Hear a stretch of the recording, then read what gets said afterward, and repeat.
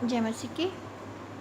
दोस्तों, मैं फिर से मोनिशा अग्रे एक बार आपके साथ अपने विचारों को लेकर उपस्थित हुई हूँ और मैं आपसे ये निवेदन करती हूँ कि आप मेरे वीडियोस को पसंद करते हैं तो उन्हें सब्सक्राइब ज़रूर करें, उन्हें लाइक करें और उनको शेयर करें ताकि प्रभु का संदेश हर एक के जीवन में काम करने वाला हो सके। आज मैं आपसे एक बात करना चाहती हूँ, वो ये है कि हमारी प्रभु की दया हमारे दैनिक जीवन में इतनी भीड़ में रहते हुए भी हम अकेले हैं। परमेश्वर ने हमें रचा, बनाया और करोड़ों की संख्या में लोग हैं, लेकिन फिर भी हम भीड़ में अकेले हैं। हमें बहुत से लोग देखने वाले हैं, हमारे साथ चलने वाले हैं, जो हमारी हर एक बात पे नज़र रखते हैं, जो हमारी मन की बातों को जानते हैं, समझते हैं, लेकिन फिर भी हम अकेले हैं। इन बातों को हम इसलिए समझते हैं क्योंकि कई बार ऐसा होता है कि हम जो बोलते हैं हम बोल के भूल जाते हैं, लेकिन हमारे सामने वाला याद करता है, देखता है, बोलता है और कहता है, पूछता है। इसका मतलब हम उसके लिए इम्पोर्टेंट हैं। वो हम पे भले ही ताने कसता है, भले ही वो हमारे लिए बुरा सोचता है या हमारी बातें से बुरी लगती हैं, लेकिन फिर भी इतने लोगों के देखने के बावजूद भी हम अकेले हैं। और इसी अकेलेपन के लिए आज मैं आपसे एक बात कहना चाहती हूँ कि आप अकेले ज़रूर हैं इस पृथ्वी पे, इस दुनिया में, लेकिन आपको जो साथ मिला है वो साथ है प्रभु की दया का, उसके अनुग्रह का, उसके सामर्थ्य का।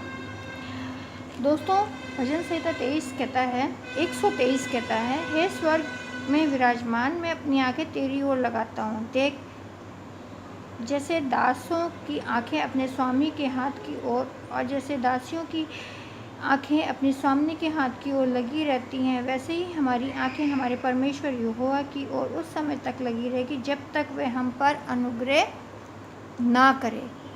ये एक ऐसी वाचा है जो परमेश्वर हमसे बांध रहा है।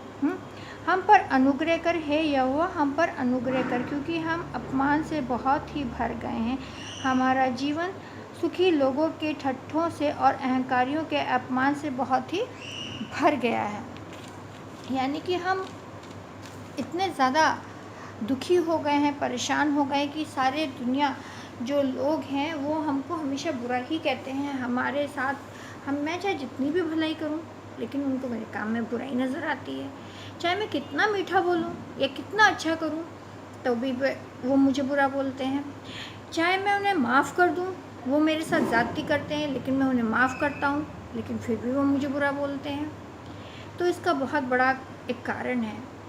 कारण ये है कि प्रियो, जब परमेश्वर आपके साथ में, उसका आत्मा आपके साथ में, तो बहुत से लोग आपके अंदर बुराई देखेंगे, आपको बोलेंगे, ताकि आप अपने मार्ग से हट जाएं, आप अपने उद्देश्य से हट जाएं। घमंडी और ठट्ठा करने वालों के बीच में प्रभु कभी भी प्रवेश नहीं करता, ना वो पसंद करता है कि मेरे लोग ऐसे लोगों के बीच में बैठें। बहुत से लोग ऐसे हैं जो आप अपने घर की चिंता कम करते हैं, अपनी स्वयं की चिंता कम करते हैं, लेकिन दूसरों की चिंता ज़्यादा करते हैं। उसके घर में क्या हो रहा है, वो बहुत परेशान है, उसके साथ ऐसा हो गया है, उसने ये काम क्यों नहीं किया, या वो कल कहाँ गया था, क्यों मिला वो फलाने से, उनमें क्या बात हो रही थी।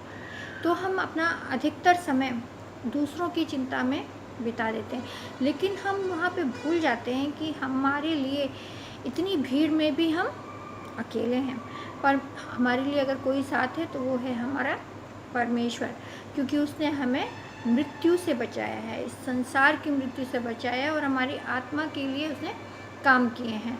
हमारी आत्मा को बचाने के लिए उसने हमेशा ये कोशिश की है कि हम उसके बताए हुए रास्तों पे चलें। उसने हमें बताया है कि हमको चोरी नहीं करना है, हमको किसी की लालच नहीं करनी है, हमको किसी की वस्तु, चीज़, स्त्री, किसी भी चीज़ को देख के लालच नहीं करनी है।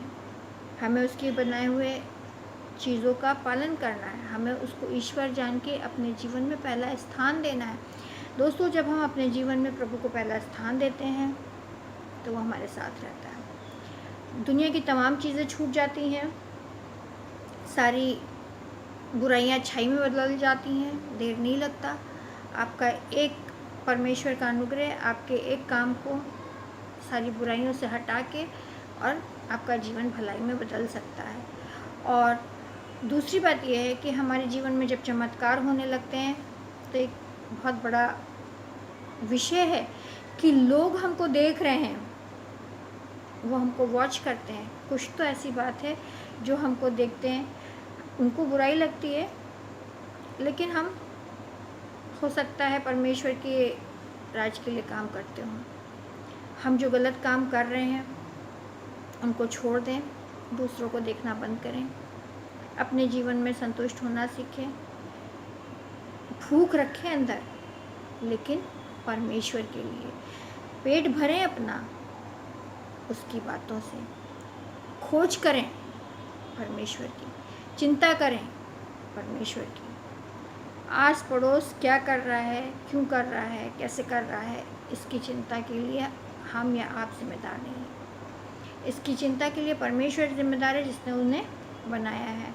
हमारे सामने दोनों तरह के भोजन हैं, चाहे हम अच्छा भोजन खाएं, चाहे हम बुरा भोजन खाएं। अगर हम अच्छा भोजन खाते हैं तो हमारे जीवन में हम पौष्टिक होते हैं, आगे बढ़ते हैं। हम बुरा भोजन खाते हैं तो हम बीमार होते हैं। अच्छाइयों को हम अपने अंदर बेहतर समझते हैं और ये उम्मीद करती हूँ कि इन सब चीज़ों को ध्यान रखते हुए हमें अपने जीवन में परिवर्तन लाना होगा। परिवर्तन लाने के लिए हमको बाइबल का पढ़ना और उस पे मानना, उस पे चलना अति आवश्यक है। हमें नया जीवन पाने के लिए सबसे पहले अपने आप को तैयार करना है, अपने पापों का अंगीकार करना है। हमें जांचना है कि कितने % हमारे अंदर गलतियां हैं। और दोस्तों याद रखिए, कोई भी इस पाप से बचा नहीं है, ना ही कोई 100% सही है, ना सच्चा है, क्योंकि परमेश्वर ने सबको जो बनाया है कोशिश ये की है कि कोई गलती ना हो, लेकिन फिर भी मनुष्य होने के नाते हम गलतियां कर बैठते हैं। और हर एक मनुष्य जो पाप से रहित नहीं है, कोई भी मनुष्य पाप से रहित नहीं है, उसके अंदर कहीं ना कहीं कोई ना कोई पाप है। और पाप हम अपनी आत्मा के लिए, अपने देह के लिए और अपने पुनरुत्थान जीवन के लिए प्रार्थना करते हैं कि परमेश्वर हम तेरे राज की महिमा के योग्य हो सके। हम बहुत बड़े कोई प्रीचर नहीं बनना चाहते, ना ही कोई, बस हम आत्माओं को बचाने का कार्य कर सकते हैं जो एक अदना सा सिपाही करता है। परमेश्वर के राज के लिए हम केवल उसके राज की खोज करते हैं। और एक बहुत बड़ी बात, महत्वपूर्ण बात यह है कि आप उसके राज की खोज करें तो आपकी सारी बातों का जवाब आपको उस पुस्तक में मिलेगा। जीवन की पुस्तक में नाम लिखाने के लिए अपने आप को तैयार कीजिए, ज़रूर परमेश्वर आपकी सहायता और मदद करेगा। मैं मनीषा ग्रे फिर मिलूँगी आपके साथ, फिर आपसे बातें होंगी। और आप मेरे इस चैनल को सब्सक्राइब कीजिए, वीडियो को लाइक कीजिए। जय मसीह की। Praise the Lord.